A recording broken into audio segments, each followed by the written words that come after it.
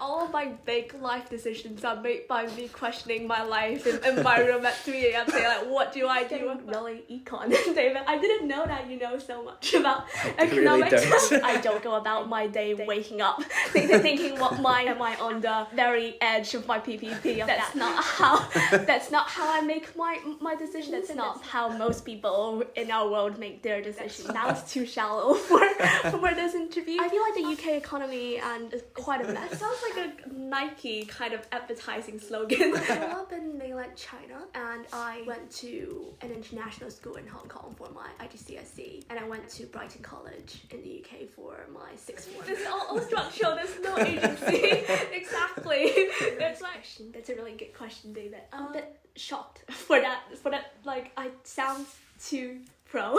Comfortably say that I am in the 1% of the global population. It's heartbreaking and heartwarming at the same time. Boys and girls, ladies and gentlemen, welcome back to my podcast, Coffee's on Me, David Quan, where I strive to give guests legacy-worthy interviews that listeners can enjoy while cooking, commuting, relaxing, or walking their pets.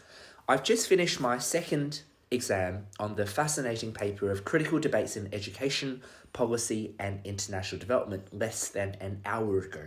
My guest and I actually originally planned to do this recording an hour after my exams, but I really appreciate her enthusiasm coming so early. She is now enjoying her latte and she is smiling by the looks of things, which is good. I feel very blessed that we are now approaching 100,000 podcast downloads. Please know that I don't take any of your time, feedback, and support for granted, because when I started this Passion Project podcast at a low point of my time in Cambridge, I was genuinely motivated by 3 founding ideals. Number 1, purpose of giving. Number 2, learning from others. And number 3, sharing of stories. These 3 aspirations still make up the content description for every single episode. Indeed, the opportunities to strive to give my courageous and insightful guests legacy-worthy interviews over coffee, tea, bubble tea, or water, despite my many inadequacies, have been a tremendous privilege that imbues me with gratitude. I know for a fact that I will look back to and listen back to laugh at how naive I am. But if you have been enjoying the discussions on Spotify, Apple Podcasts, YouTube, or wherever you listen to podcasts, thank you. And please do consider leaving a review and nominating a guest by contacting me via my linktree, David Quan. Seeing this podcast on people's Spotify Wraps or receiving positive messages about the guests give me tremendous fulfillment. I cannot thank my wonderful guests enough for their courage and insights. I genuinely maintain the deep conviction that this passion project, if wholly true to those founding motivations about giving, learning, and sharing, is a worthwhile pursuit. So, on to my very humorous, talented, and cool and accomplished guest. Linda Yang is a second-year undergraduate student reading economics at Emmanuel College, University of Cambridge. She is a bilingual competitive debater and has represented Cambridge for debate tournaments as well as speaking twice as paper speaker for the Cambridge Union. She entered Cambridge hoping to pursue academia, but struggled to reconcile the utopia social sciences offered, or promised, with the real world, and she decided to stop looking for answers in academic journals, but to actually get involved with the chaos of the real world by joining student societies and interning. She now serves as the co-president for Female in Finances, a student-led organisation in Cambridge helping more female students break into the financial industry, and the events officer for Cambridge Educational Development Trust. She has previously interned at CrossBorder Capital London for fixed income and FX fund management, and she'll be joining Deloitte Hong Kong this summer for audits and financial advisory. Linda, very impressive bio. Welcome to my podcast, Coffee's on Me, David Quan. Thanks, David, for having me. How was your exam this morning? It was alright. It was my macroeconomics paper and went better than I thought it would be, so happy with myself. That's wonderful. And did you have to do essays or was it response questions or applications? Yes, so basically we have 3 sections. So the first one, it's solving questions on like trades, intertemporal models, or like basically economic model, a lot of algebra. And the second part, it's more algebra, but like more long-winded algebra. And the third one, it's essay writing. Well, I'm a bit worried that you stopped looking for answers in academic journals. How did you do your exam then? I'm still studying in Cambridge at David. Like it's not like I stopped reading the required reading that I need to do for my exams and my supervisions. But it's more like back in sixth form, I think I spent all of my spare time trying to find the meanings of life and trying to find how to try to figure out how the society or the world is organized through academic journals, through like writings, through philosophy, let's say. But like, and after getting into Cambridge, I think it's not exactly like those things don't exactly give me the answer that I was searching for. So that's sort of explain the statement. I'll have to delve deeper into that, but before that, maybe just to warm both of us up, just because we both had exams and I know that we've both been quite busy. But when you mentioned student society, that's actually exactly where we first met. It was at the union, I think the Freshers' Ball perhaps, and you took a selfie, and I believe that photo is still the cover photo on your Facebook, so I feel very honoured. It's still pinned on my Instagram profile. So that's how we met, and then I think we've also collaborated at CAMSIF, the Cambridge Student Investment Fund, and I've loved seeing the energy that you radiate out into the Cambridge community. But is there anything about maybe the interactions that we've had that you that can warm us up, maybe? Yeah. Refresh some memories. Of course. I remember you talking to me at the Cambridge Union Ball, but I remember you running for the union president when your campaign. Yep. And that's when you refer to as a low point of your life in Cambridge, I guess. It's like, yeah, literally around the same time, I guess, I was struggling in first year as well. Part of my low point in Cambridge as well, when I came in quite enthusiastic about economics, about the degree that I'm pursuing.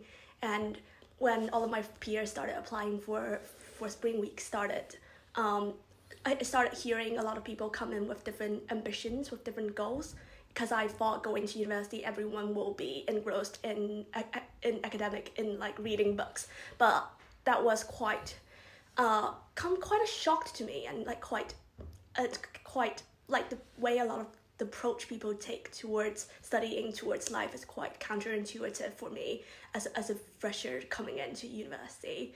And so that's why you probably didn't see me much around Cambridge in the first year. I was in my room questioning my life, and and I think second year I decided that I will in first year summer I thought I can't be like this, and I think I should try different things and to actually actively go out by joining student societies, by actually participating in things, and by gradually trying more. And I messaged you for how to audition for the Cambridge Union debate. Yeah, that was done too. Yeah, I messaged you on how to audition the Cambridge Union debate, and I thought it was something quite unattainable, because Cambridge Union gives out the vibe that it's quite elitist, it's quite exclusive. But after standing in the chamber, I realized it's not what I thought it was. It was like arguments and like the debating. It's more like if you have arguments, you have a say in the chamber, in the union. It's not as I thought about having to be a certain type of people to fit into the union. So it's clear that you went through a period of really trying to reconcile the tensions between, as you, in your own words, the utopia that social science provide in theory versus the complexities of the practical world. Was there a key moment that really made you grapple on those two sides, or is that a gradual thing? I think it's a gradual thing. I wrote on my personal statement applying for economics that I'm willing to dedicate myself to a journey of economic study, as I believe it is the one thing that helps us navigate to the tumultuous waves of chaos to reach to a more prosperous and virtuous society. And back in the moment when I wrote that statement, I wholeheartedly truly believed in that, because I thought social science offer us a way to tackle inequality, to tackle economic growth, to tackle the various complex issues that we're facing in a society. I thought economics will give me the answer, but I think it gradually started I failing all of my spring weeks application. I think that that is part of my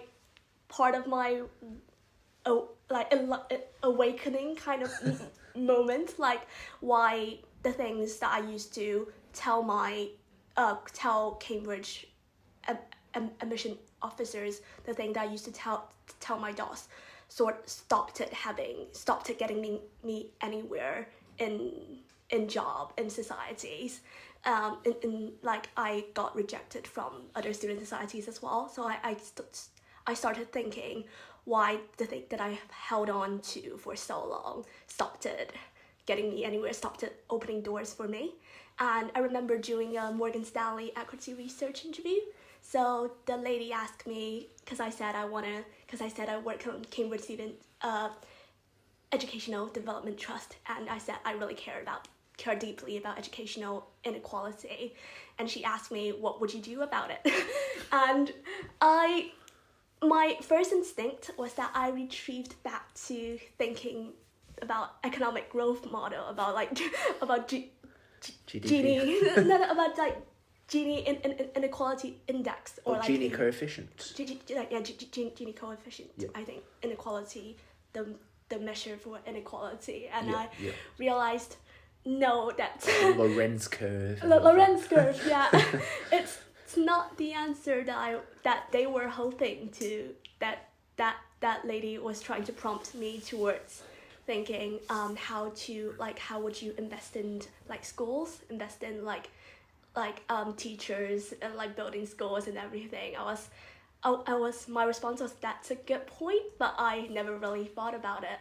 And after 1 year, I think it actually makes a lot of sense, as in I think academia, and not academia, but like more like theorizing things in the way that we do for tripos, it's only a starting point for us. And I think there's much more that we can do to channel our wisdom, or like our passion for a better world. I like that. So academic concepts are a starting point for the real world. So I'm no economist. I only did IB economics in school, so I'm trying to remember some of those foundational things, and maybe we can use very basic economic theories to help you with this conversation. So I think Economics 101 first lesson is about opportunity costs. What you do, you're sacrificing an alternative. So when you came into uni, you had scarcity in time. So every decision that you do or don't do has an opportunity cost. What were the choices you've made, and what did you give up from those choices? What was the opportunity cost? Opportunity cost of the things I did in first year. I don't know. First year ended up in a mess. I would say I hoped to try a lot of things, but ended up doing none of them well. I did represent Cambridge in one of the debate tournaments that I mentioned in my bio. I did do debate competitions, and I did try to apply for a few spring weeks, and I did try to get on with my grades and joined a few student society, which like Cambridge student. I did join Female in Finance in first year as well as an analyst. So I worked on industry analysis. So we looked at like different sectors. It's not as comprehensive as what ChemCiv does, but it's more like we create to easily accessible kind of formats. Like what are the different sectors, what are the different divisions in the financial industries, and we post them on our social media. It's more like a educational kind of orientated kind of program instead of an actual professionally orientated kind of content. Yeah. So you tried out a number of different things. Where were you sitting on your PPC, your productive possibilities curve? Is that what it is? So assuming that you maxed it out, that meant you were giving your best, but do you feel as a first year you were very much pushing your boundaries there? PPP. That was a concept in A level. I I'm just trying to do what you said, using academic theory as a way to begin. Yes, so of course, I'm gonna keep doing that until I run out of my memory. Concepts. I love that, David. Yeah. That was ages ago. Sorry, some distant memories start hitting back on me. What was I sitting? But were you maximizing your own talents at that point, you think? No, I don't think so. I Why was maximizing my... No, because as I said, if you don't really... I feel like every one of us need a guiding principle in our life.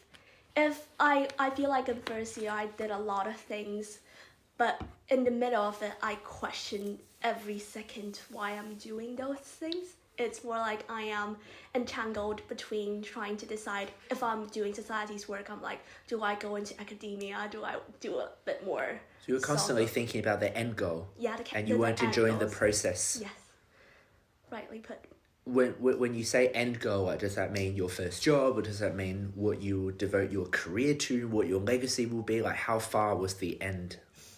What my legacy will be. I feel like if I'm not gonna be a celebrity. What's the end goal? No, not what is. We can get that. But I was saying, at that point, you said you didn't enjoy the process, but you were thinking about the end. But how far was the end? Maybe just after graduation, what I will do, and also, no, it's actually quite grand. It's not about my job, not about where to go after university. It's more literally about what is the meaning of life. It's more about why do I, if I live or if I study here in one of the best universities in the world, what do I make something? What's the impact that I want to live, that I want to have in this world? Because like when I back when I was applying for Cambridge, I literally thought if I improve, let's say, the macroeconomic models on inequality, or that will have an impact on... I mean, I still believe that it will have an impact, because some of my friends, they are still hoping to pursue master or pursue PhD. I do believe that it's theorizing and improving on those models help us have better understandings of the world and help us paint clearer pictures of what certain aspect of society is so like. I certainly found doing IB economics was really helpful in how I conceptualize the world and even my own decision making. And I would assume that for you to then apply for economics and holding that conception or that belief that economics can be a great means for a impactful end, at that point, what about economics, or was there a particular theory or theories or concept that really just touched you or resonated with you? Particularly concept. I did quite a lot of research on economic growth, and also I did some on like the trade-off, we know, like the Phillips curve, like the trade-off between unemployment and inflation. So yes, it was sort of like, because I really like this saying. It's like in physics, what you do in physics is you theorize and test empirically things on physical objects, or like the law of gravity, like the law of electricity and something. But in economics, you do the same thing. You theorize and do empirical research, but on people, on like agents in the economy. Like we do like interactions between people. We do game theory, or we do let's say if we do exchange rate models, trade model, development models. We looked at how the variables interact, in different macroeconomic variables interact. And yes, so I thought by knowing them, I would have a place in this world, sort of. But I do realize that a lot of times my interactions with people cannot be that abstract. Like your interactions with people is not based on those abstract ideas. So that's why I really like the work you do at CamSurf, and I like Q and everything. I think it's more about actually having people who have learned this thing, but also we need to have this theory collide in the real world, to bring people together to solve problems, instead of everyone writing a huge page, everyone writing like a huge piece of essays, and everyone just stares at those essays. So if you're interested in economic growth, I'm just thinking in terms of the most basic, supply and demand. A Keynesian, when I'm thinking about multiplier effects, like you promote economic growth by injecting into the economy, and the aggregate demand curve shifts and shifts and shifts. Or you can think about it from a supply perspective, and how can we, move the long run aggregate supply curve. And that's, I'm thinking academia, if you expand your kind of capacities to think, to innovate, to produce, which side were you more motivated to learn more about at that point?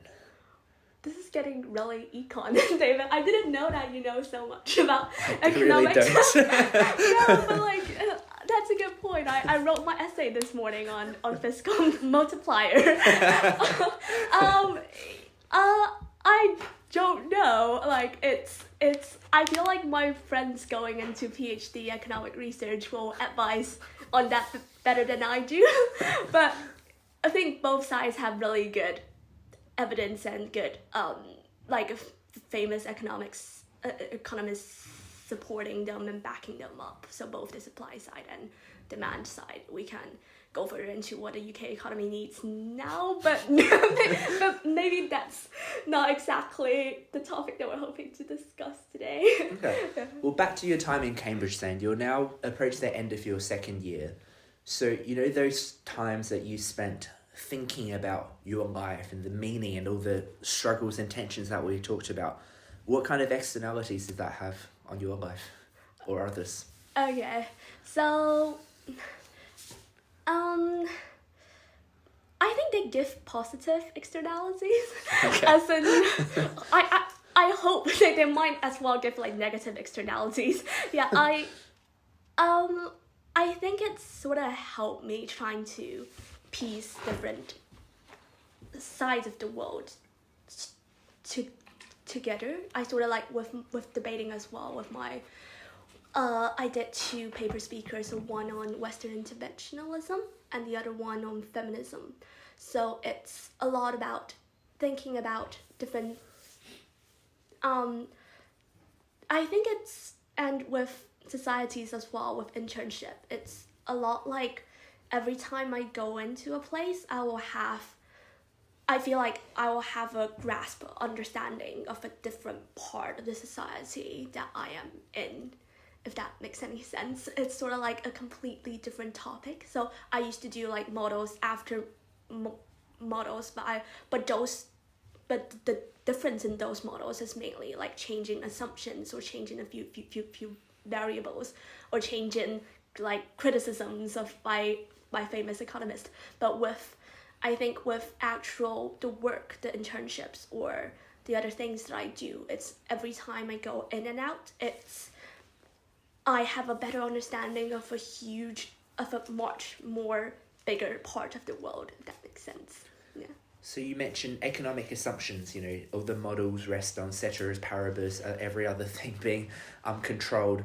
What have you personally found to be either most intriguing or most problematic assumption that grounds economics as a discipline? Most intriguing as a discipline.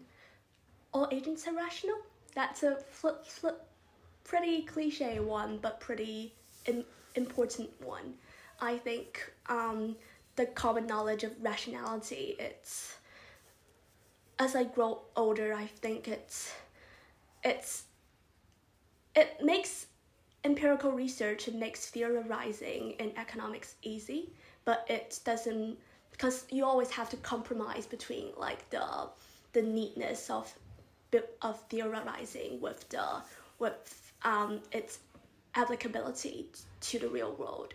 And I think common knowledge of rationality is one that works really well in economics for microeconomics model, for macro models as well. But in reality, there are many other, you did sociology, so there are many other aspects that will impact agent decisions And yes, and as you mentioned, like, what's my PPP, what's my externality? I don't go about it, David. I don't go about my day waking up thinking what my actions, what's the externalities of my actions. I don't waking up thinking about, am I on the very edge of my PPP of that day? I think that's not how I make my decisions, and that's not how most people in our world make their decisions. Yeah. So you've also mentioned impact quite a few times, and obviously this world is full of problems. What are the main problems that you are most fascinated about? Problem that I'm most fascinated about? Yeah, like, is it gender equality? Is it poverty? Is it your tripos exams? Is it your next job application? Like, what's bothering you? I would say my next job application, but that sounds too shallow for this interview. I did a floor speech for the Cambridge Union debate on this House belief that it's time for radical systemic change, and it's just a floor speech, but that's one of my favorite speech at the union. Were you or opposition? Proposition, so it's time for radical systemic change. I think if you look at the UK economy now, it's quite worrying, saying that we have experienced the cost of living crisis. We have there was the disastrous mini budget, which actually came up in my exam this morning as well. It's I feel like the UK economy is quite a mess, and I think when it comes to systemic changes, it means that the UK has quite ironically, like, the UK has put too much effort in finance, the sector that both of us are going to. So, like, instead of like focusing on industry, so for the past 30 years, the UK has chose finance over industry, austerity over investment, and the Brexit, like, chosen the poor and closed economy over open and richer one, which is that is one. I'm not British and not that into politics, but I think these are certain aspects that we should be like, these are topics that we should at least have in our minds, be that we are whatever industry that we are working in, or whatever academic work that we are specializing in. It's important to have a grand picture of what the society, what greater economy is going through. I understand that we're all developing our intellectual thoughts, and as we gain life experiences, our views will change. But currently, what kind of school of economic thought do you most align with? Schools of economic thought. I don't really have one that Or what's your basic, like, if you were the Prime Minister of any country of your choosing, are you more of a big government, small government? Are you more of a, spending or Keynes, or Keynesian? Keynes, or like Friedman? Okay. I would say, I believe in state interventions. I think. But to what extent? To what extent? Yeah, I think it's about intervening wisely, like figuring out what is the most pressing problems that we are facing. Can you be more specific? What does wisely mean? I think I was about to go back to let's invest more in NHS, let's invest more in educational program, let's abolish private school, which I graduated from. I think it's hard to know, both. I think both. Even if you ask my boss, he probably won't have a satisfying answer to this question. Okay. Let's take the assumption that we don't know. Actually, isn't an assumption, it's probably more closer to reality that we don't know. So what are the means of getting there then, in terms of epistemology? How can we actually know, or is that just unknowable? Epistemology on how to... Yeah, so we how mentioned interventions should work. As in, you mentioned just then that we currently don't know how to do it wisely. So my question to you is, how can we know how to do it wisely? Okay.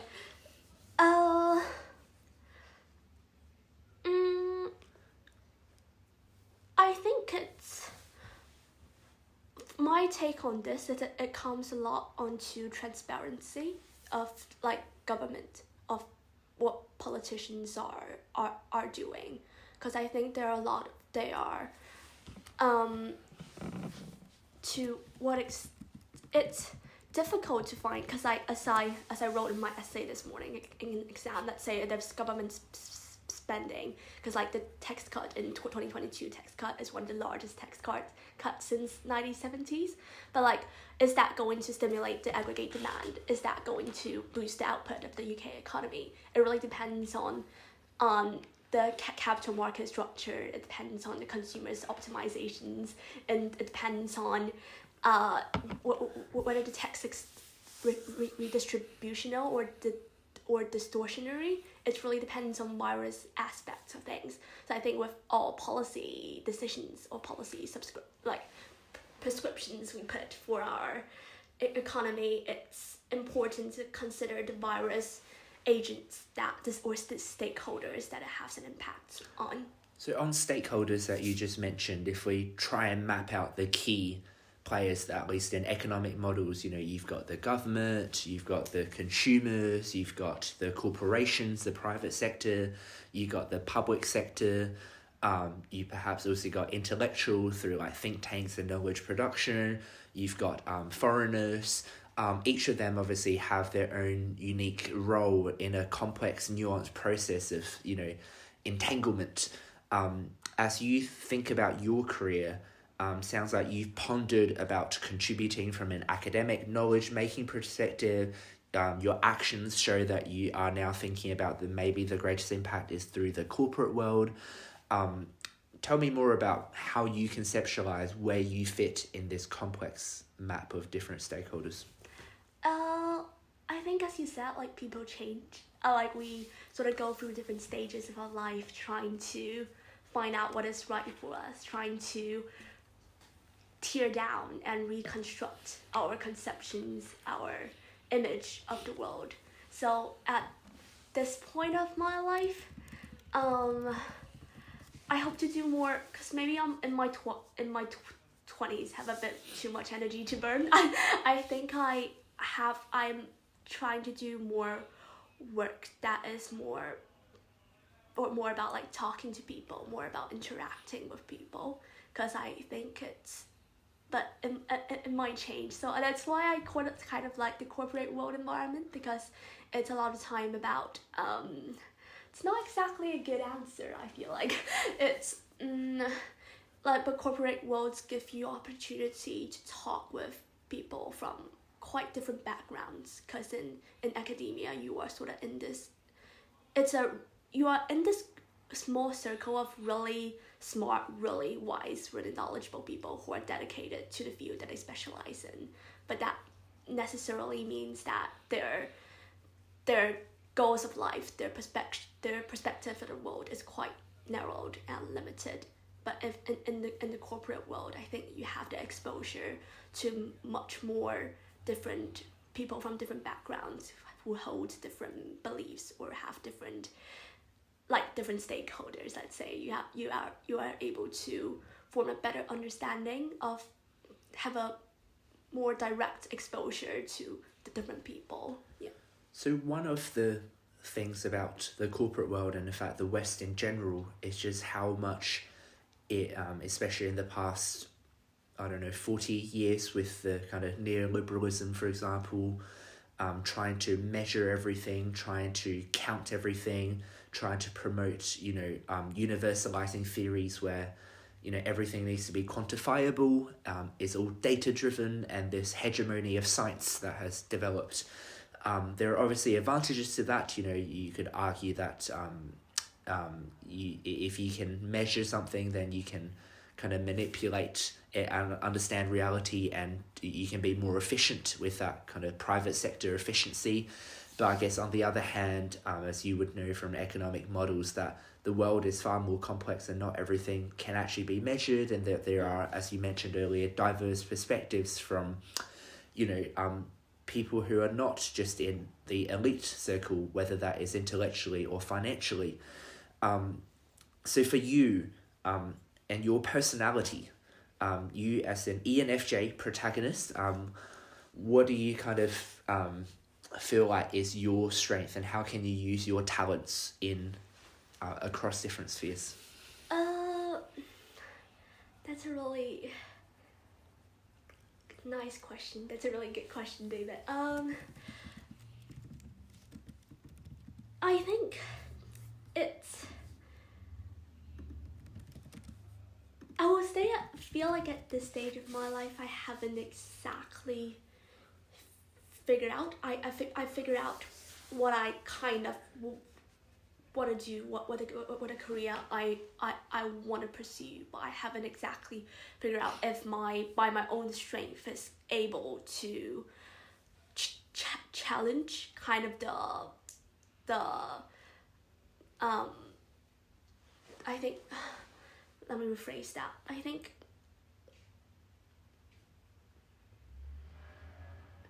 yes, so like I think this idea of like the private sectors and like the corporate world is going to give the perfect solutions, or the government itself is going to give perfect solutions. Both of them are naive, or like they are manipulated by certain people in power for voters to believe in that is the way that should tackle all of our problems.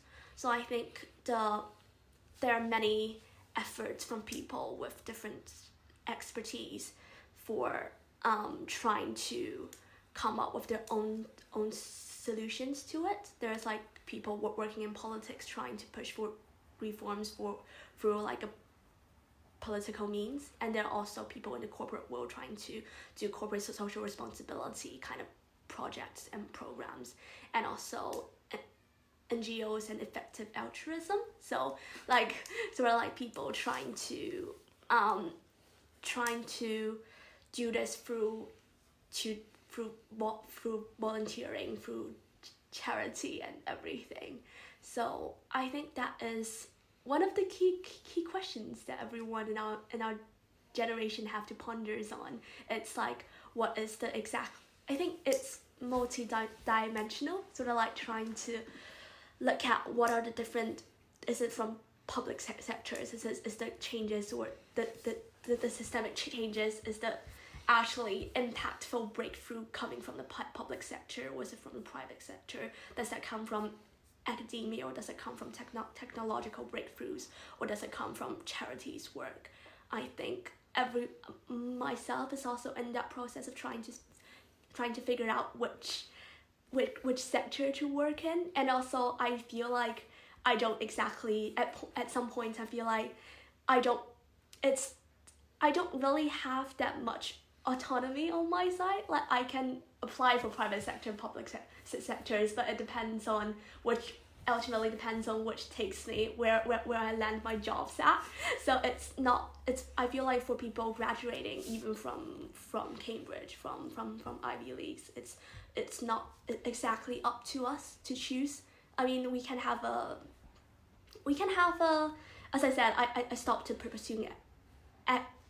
pursuing academia, so it's more like I sort of chose to go into the corporate world, but in a lot of time I think things change and circumstances change. So it's hard to figure out one single person, one individual, if their path is gonna lead to what we said, the right way to solve the problem posed by like the neoliberalism, or the problem posed by the incompetency of the public sectors. It's not up to individuals to have their says or to have their autonomy on the topic. But I think every one of us is in the same boat of trying to grapple, to use our knowledge, use our passion to try to contribute to one piece of the puzzle. According to the very, very, very reliable and infallible Myers-Briggs test, your strengths are that you're receptive, reliable, passionate, altruistic, and charismatic, and your weaknesses are unrealistic, overly idealistic, condescending, intense, and overly empathetic. Are they accurate? Condescending. I don't know. Do I feel condescending? That's I a don't question. think so. Do I feel condescended? Overly idealistic may be true, I think, because that's always one of my problem. I think I always hoped for the best, and I always Don't take. get. I always don't. Sorry, that is very harsh. I always take the longest shot at things that I want to do. I was looking at BlackRock recruitment page a few days ago. I was like, BlackRock graduate scheme. It's yes, I think over idealistic is sometimes a things that bothers me. Like, yeah, but I'm trying to reconcile, as I said, with the obstacles that real life has thrown at me.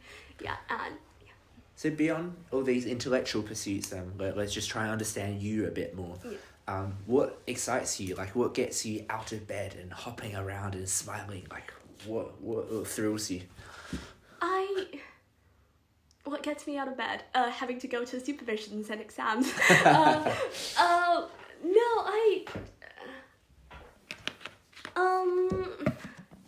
What's the one thing that drives? I try to make every day count, because I think that's very.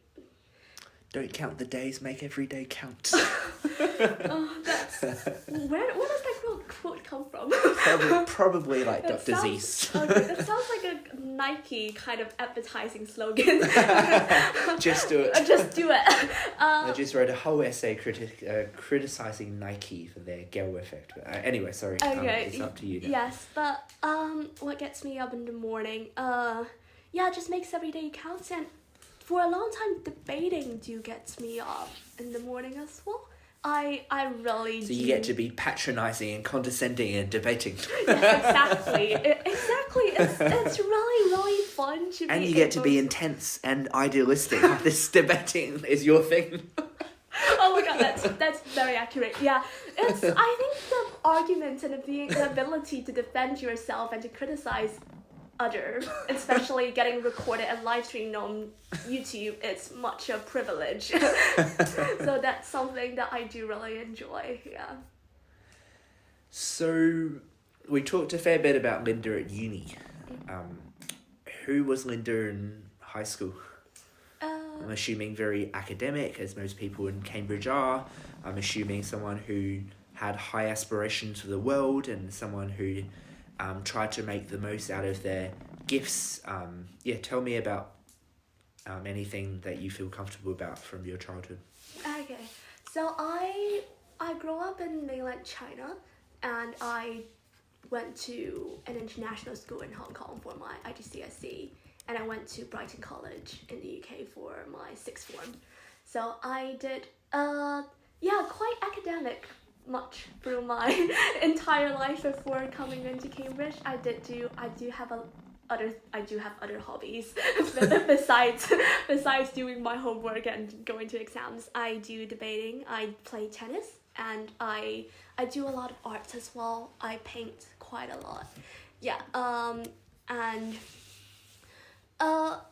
So I think I didn't think that, like, as a child, that I would end up, cause like as every Chinese kids, I probably dreamed cause like about going to like Oxbridge or like Ivy Leagues, but I didn't really think through what exactly is the path that would take me there. I think it's seriously by chances, a lot of like where I end up at every stage of my life. It's sort of by chances. I feel like my goals or my end goals, as you said, changes every 2 to 3 years. Like, I never really thought I would be the place that I am at. Yeah, for when I was in secondary school, I never thought I would be going to high school in a sixth form in the UK.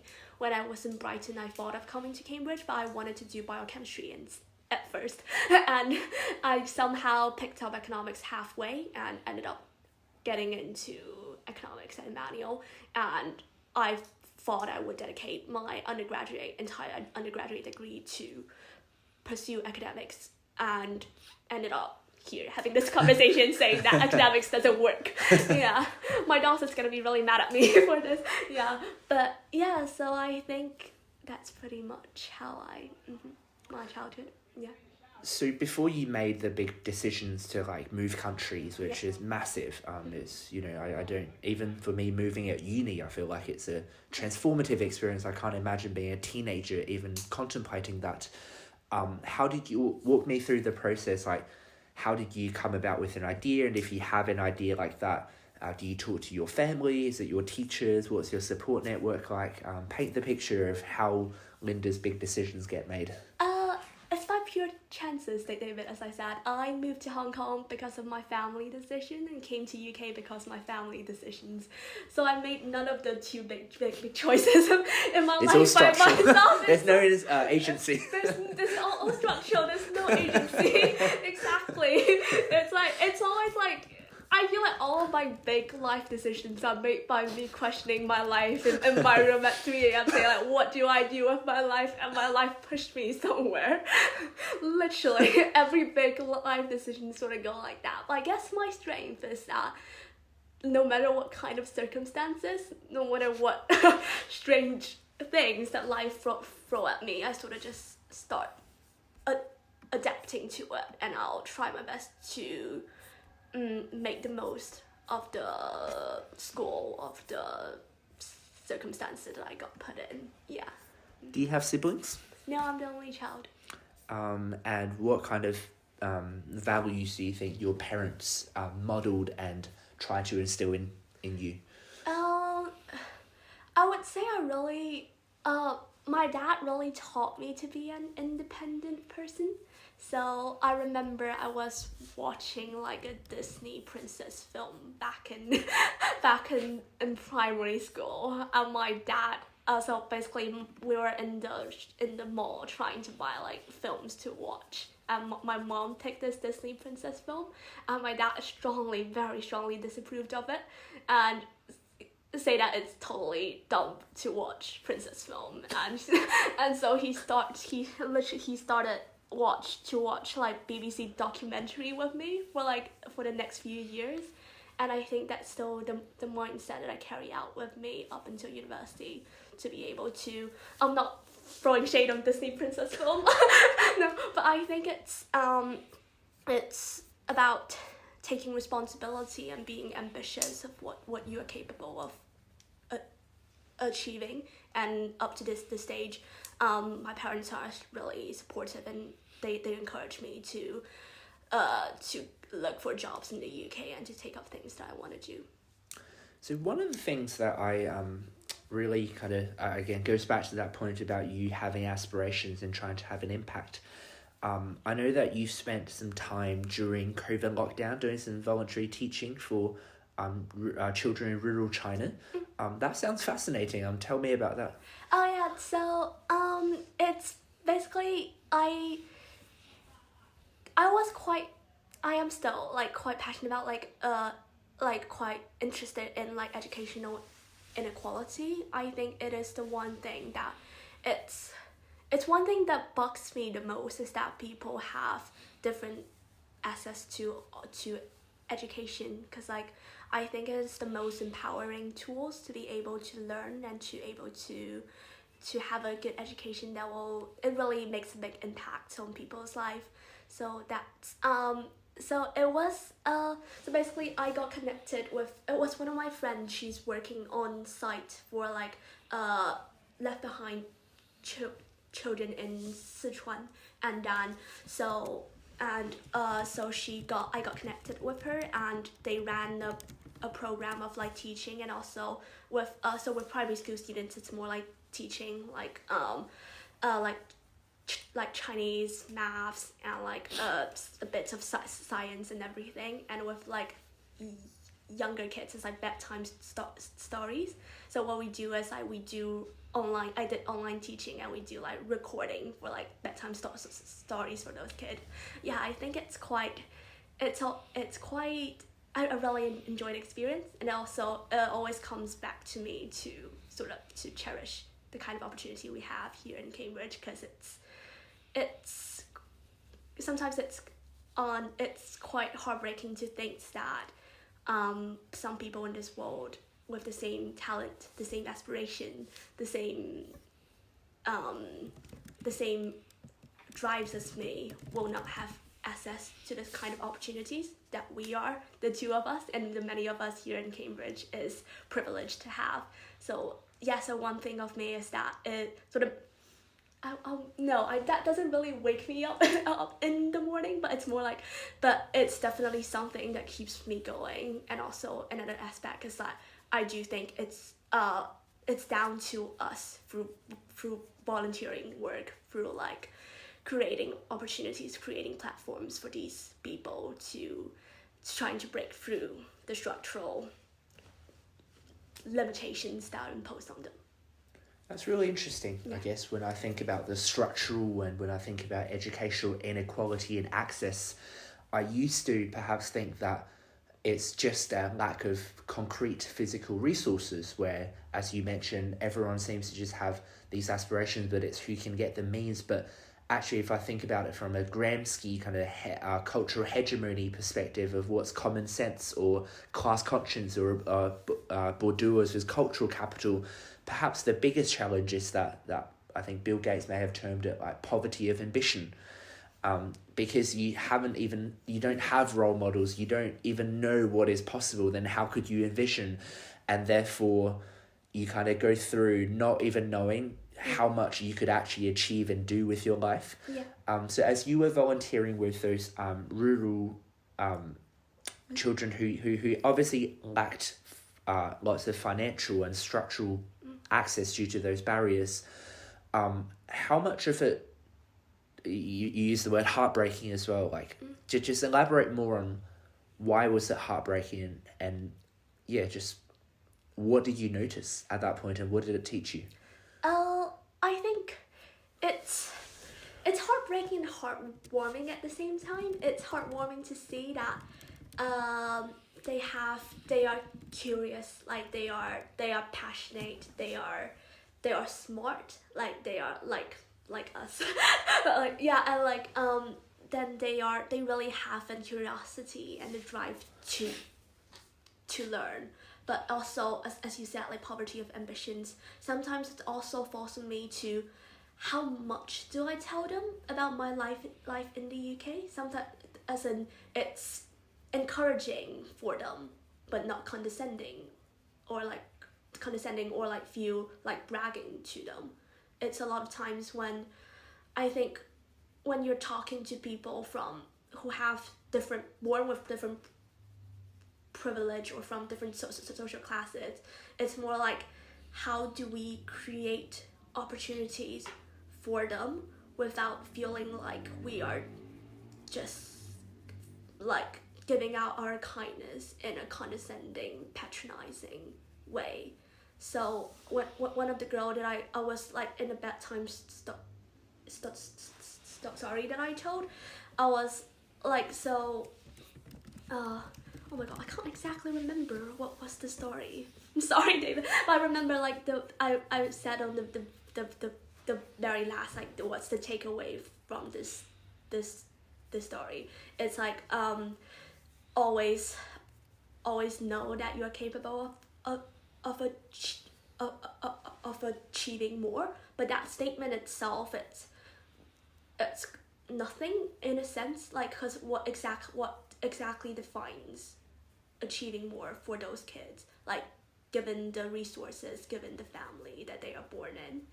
So I think it's a lot of, it boils down to our responsibility, like people in the position of power. It's our responsibility to open those doors for them, to open the opportunities for them, to let them know that there are more to this world than the world that they inhabit. It's interesting how you, on the one hand, acknowledge your positionality and therefore privileges, and on the other hand, you want to help them, but you also don't want to seem condescending.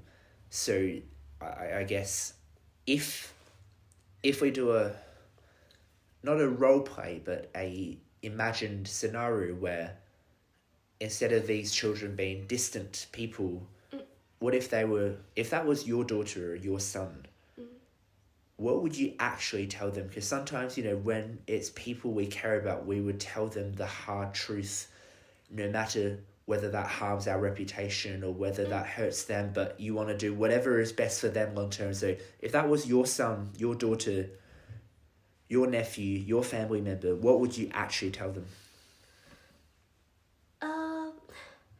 I never thought of this scenario, but interestingly, a few days ago, I was thinking, if I have the opportunity to talk to myself, like let's say I have an opportunity to talk to me in secondary school, what will I tell her? And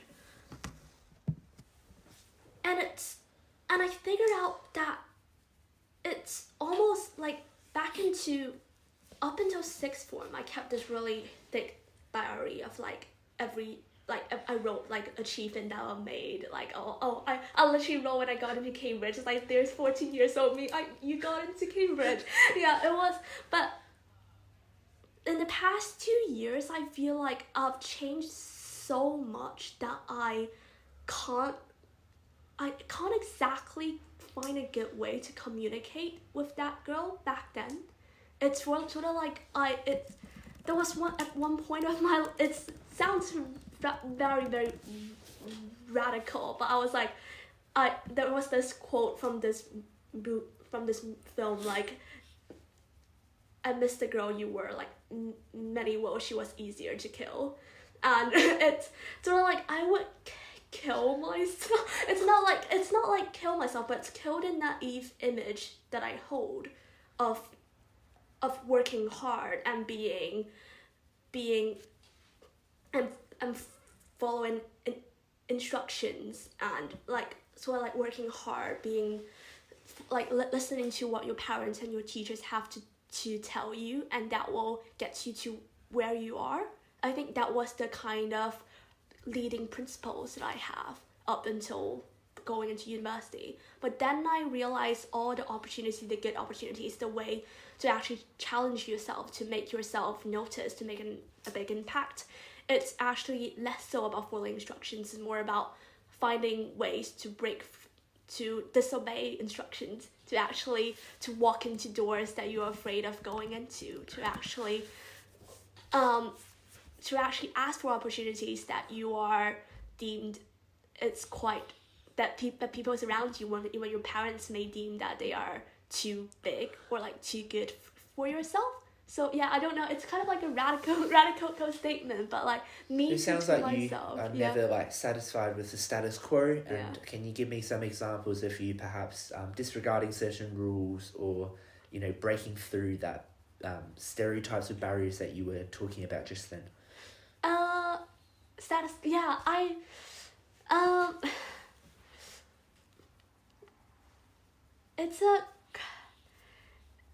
it's quite a thing that I'm trying to figure out as well. I think it's one of my strength and my weakness, trying to being unsatisfied with this status quo. I think on one end it really pushed me to try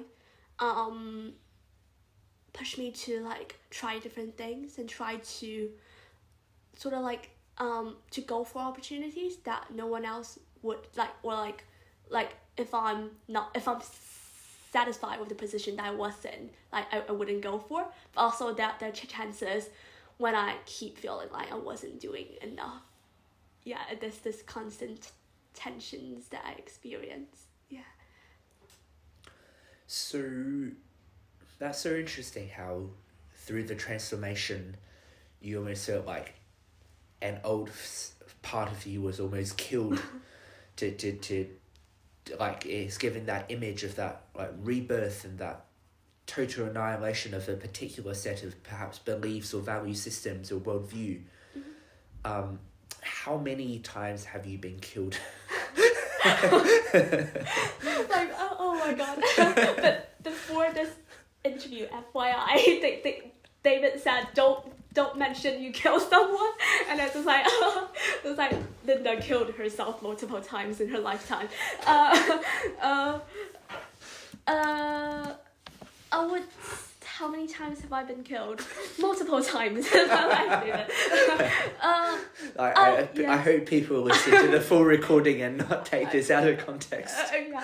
Oh, can we edit this out? No kidding. I think I haven't exactly answered the question of what I would tell the left behind children as well. I would. So it's about abolishing the kind of stereotype, the shackles that are imposed on them. I know a lot of left behind children in China, especially girls, their parents think it's not necessary for them to get educated. And I think a lot of times it's, even if like NGOs intervenes, even with people from like celebrities or programs, like television channels, celebrities go into rural China trying to get these girls into education because the parents has kind of ingrained this kind of gender kind of stereotypes in their mind that these girls feel like they don't need to get educated. And I think that is something, if I have to tell them the brutal truth, like, please girls, like, don't listen to what other people, even or your parents, think you should do. And I think with that, I'm telling myself multiple times in my life as well, like, there might be decisions that other people, they might disapprove of, not because they want to limit you. I feel a lot of time that my parents disapprove my decisions based on their desire to protect me or desire to hope that I lived a more comfortable, less chaotic life. But a lot of time I will be challenging myself to think that it's alright to do something that is a bit different what other people expect you to do. And yeah, I think I've been transformed kind of a few times from growing up as well, like going to international school. I wasn't fluent at English at that point.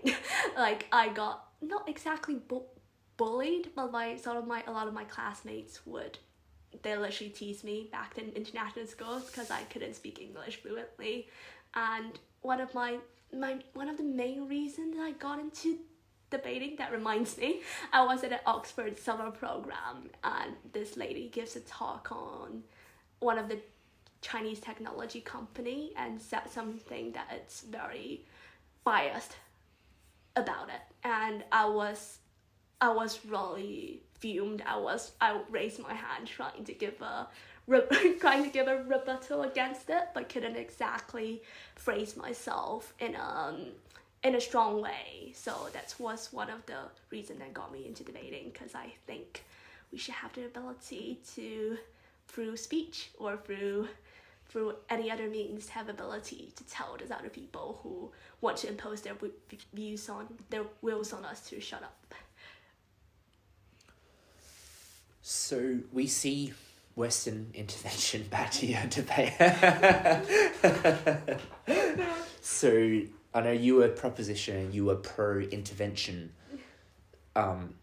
So like, for example, increasingly there has been like corporations, transnational corporations like Nike, for example, Goldman Sachs, etc., have set on this development agenda of targeting girls, in particular the most poor girls in their adolescent years, before they are married, before they have kids, and before they finish their schooling.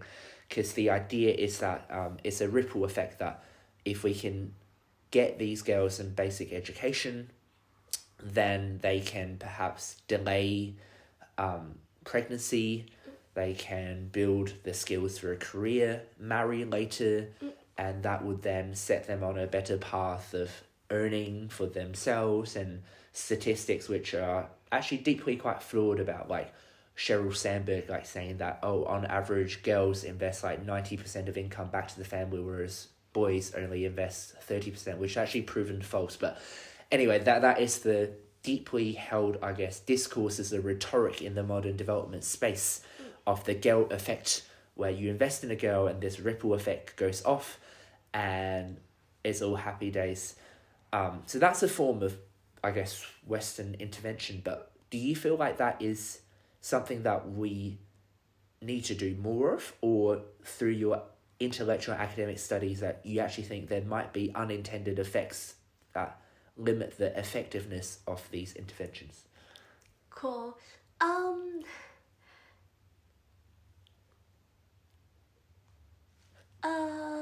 I know, big questions. Yeah, that's a really big question, dude.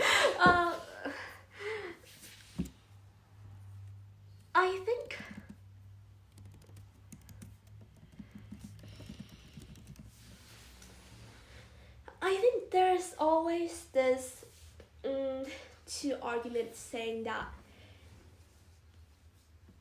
whether like the West is trying to impose their wills or they're on the less developed countries on the global south. I think with Western interventionism, will it be that like military interventions, or be that cultural form of interventions, cultural capitalist form of interventions? Because it's really based on like ideas of modernity theory, where like the West is supposedly more advanced in that universalizing tendency, like right?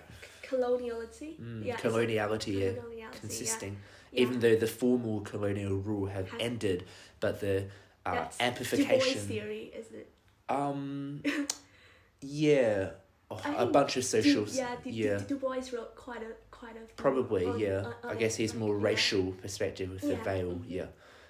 But go on, sorry, I disturbed you. I think Du Bois commented on like transnational inequality and how colonialism persists as well. So how despite colonialism has ended, it has lasting like cultural, racial and like political impact on these previously colonized countries, and with yourself like Nike and like these countries trying to push for these supposed educational program. I think there are two sides of it as well. So in one side, it's about actually creating opportunities for girls. It's actually about teaching them, actually like providing opportunities to them. But on the other hand,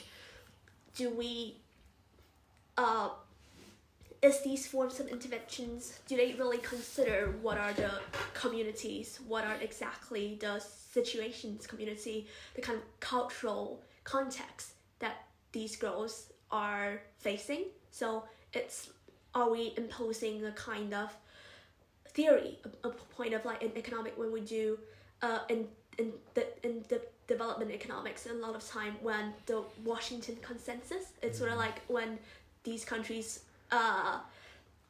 impose a set of development policies in these developing countries and hope that through these neoclassical framework they're gonna achieve economic growth, but it doesn't really work in reality. And I think that's the same for educational program. Like in theory, we just pump money in, we just bring these resources in, but a lot of time are we actually harming the original community, the original culture of the people that we're supposed to be helping? And also back to the point of it might be patronizing in many ways. So it's really important when we consider interventions to consider that we do it in the right way. So as I argued in my Western interventionism speech, I think it's really, really important. The one thing that we need to keep in mind is that before we intervene, we should look at what exactly are we hoping to achieve? Are our goals and strategies consistent? Are they considerate of the people that we are hoping to help or hoping to, or the situation that we're hoping to change?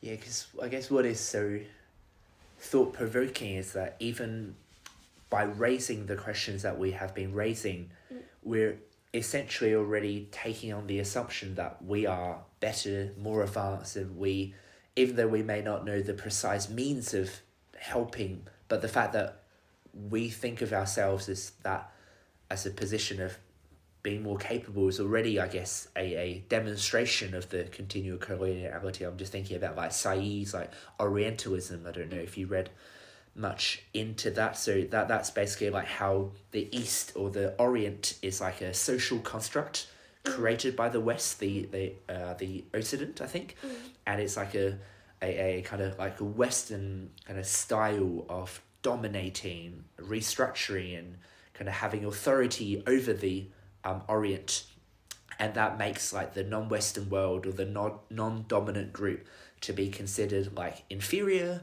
irrational, uneducated, uncultured, or I think he uses the term like othering, like it others them.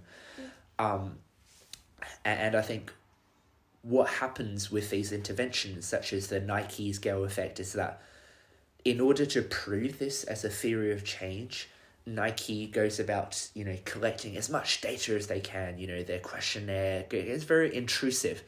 And that data, which is collected at the site of the intervention, which is in the global south, then gets processed in the global north, which is, they're headquartered in the west.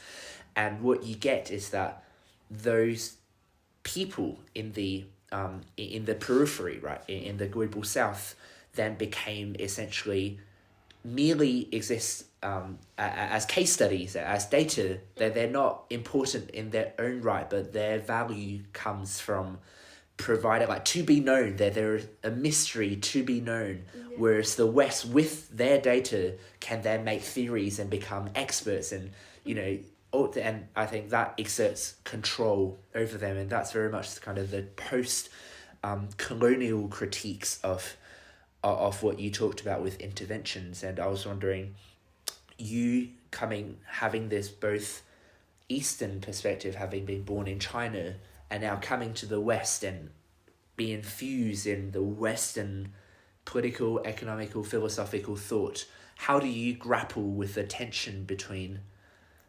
control and hierarchies? Okay. I think with China it's a bit different, because I feel like it's I think the kind of education that I received in China we have our own system and our set of beliefs that is quite different from the West. So it's not exactly, I don't think we feel like we are inferior to the West, but it's more like we. But the feel West like think they're superior. You may not feel inferior. To China, not really. I feel like they feel like they're superior to certain countries in this world, but maybe not necessarily China, given the kind of political and international influence China now have.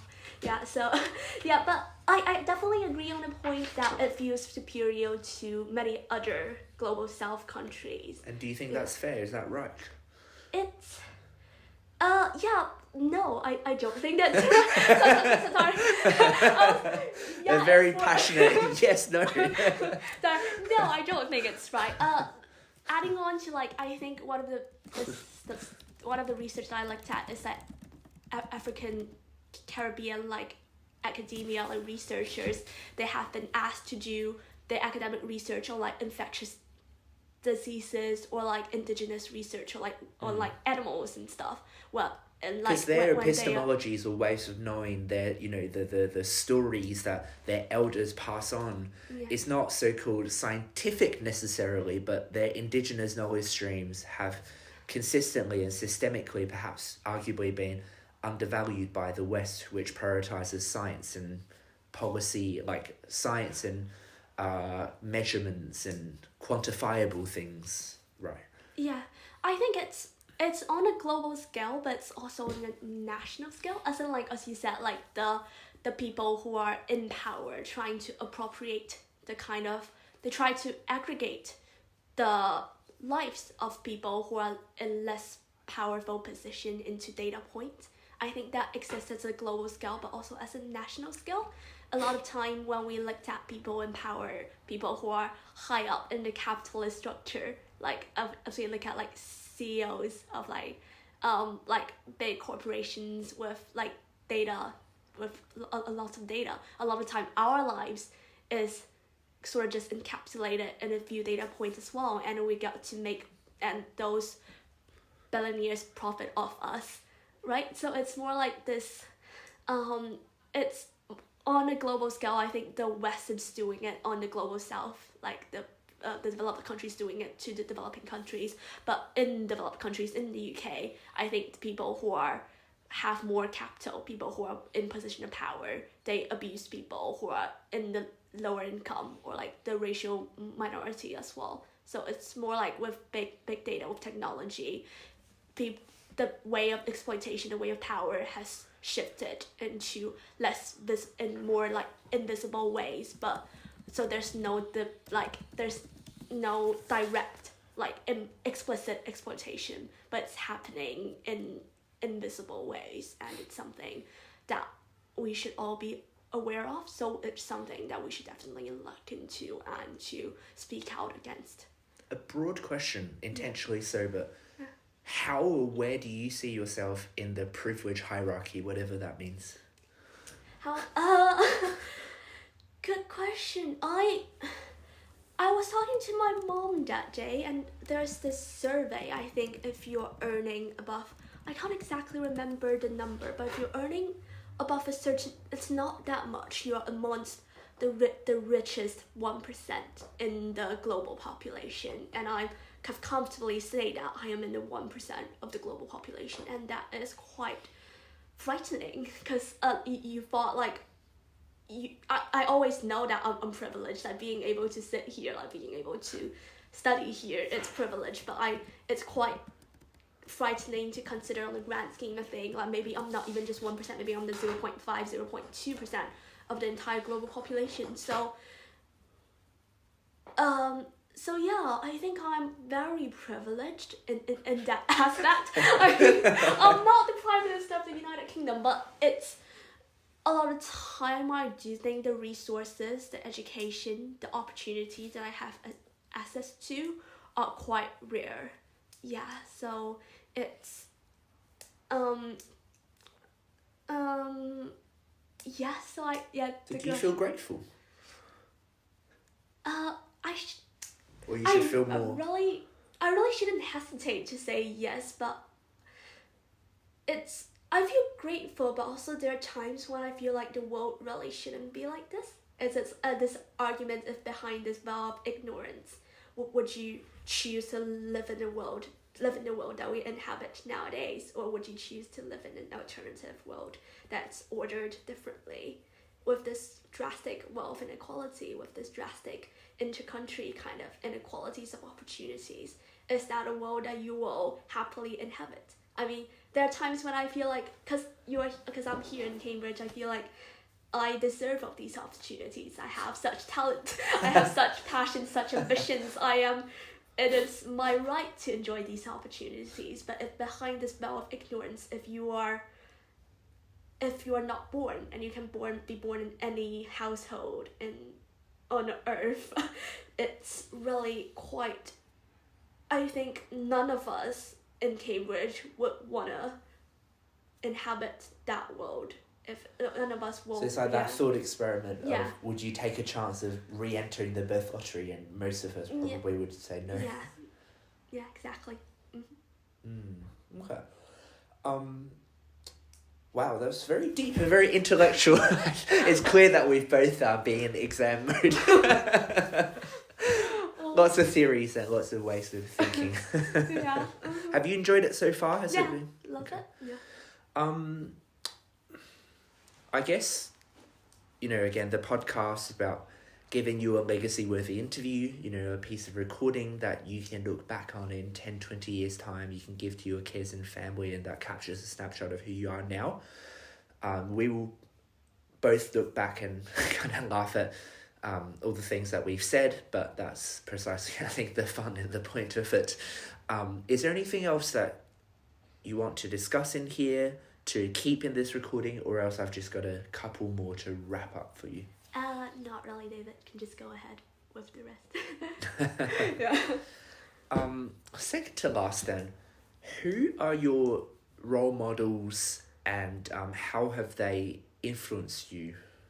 Who's my role model? Who are your role models? Because I know we model around many different people. Okay. It's very interesting. There's one of this Chinese girl who has exactly the same name, the same surname and first name, and this because it's Chinese characters, right?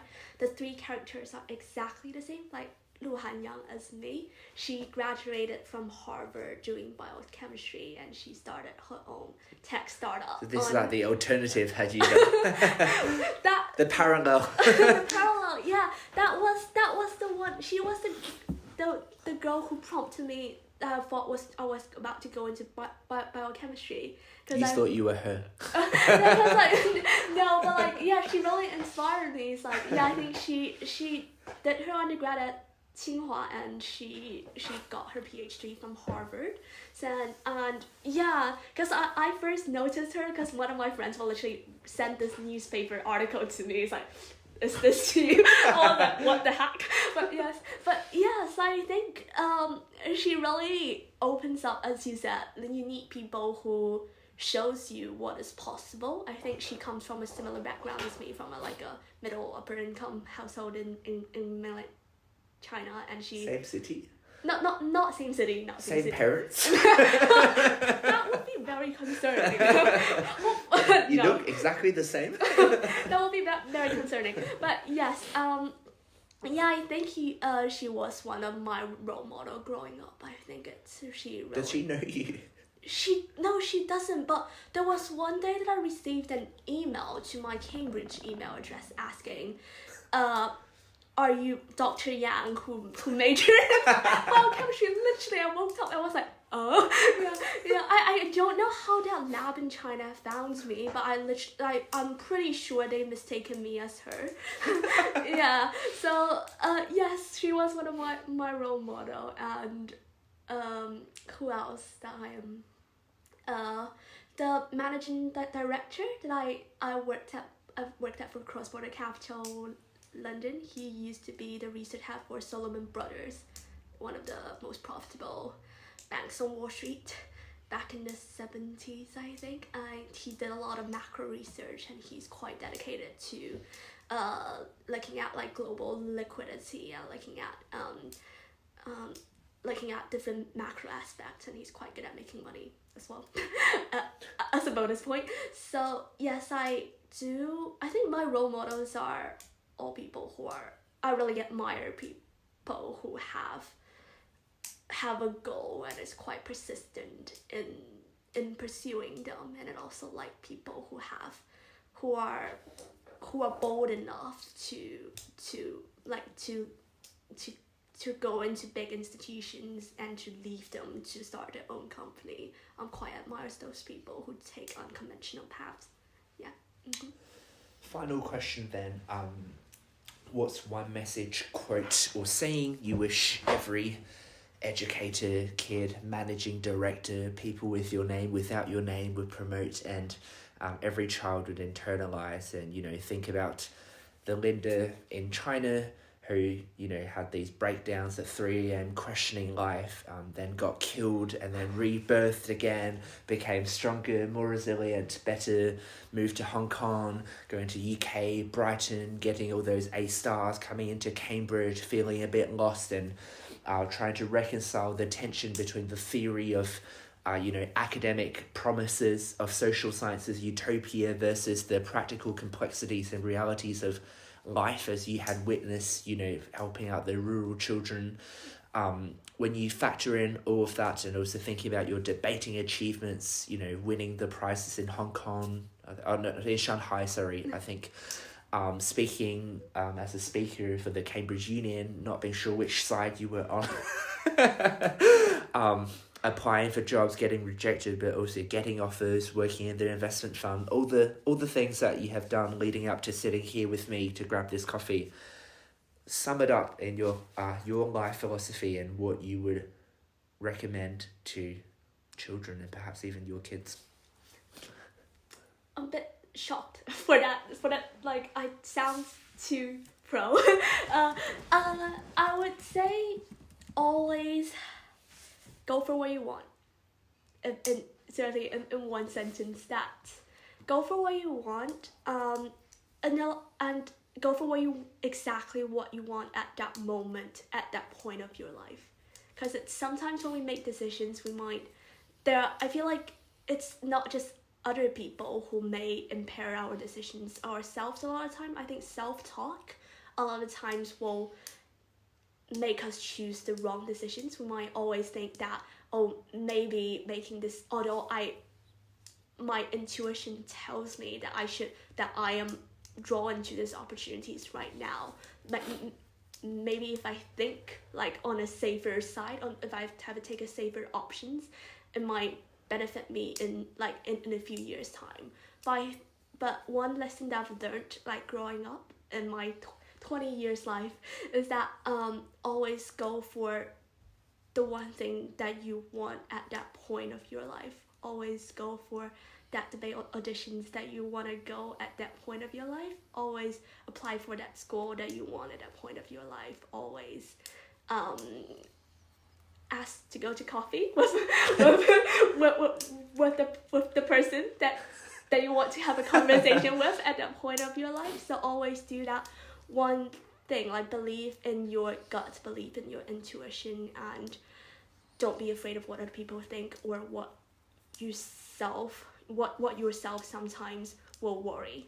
Yeah. Mm-hmm.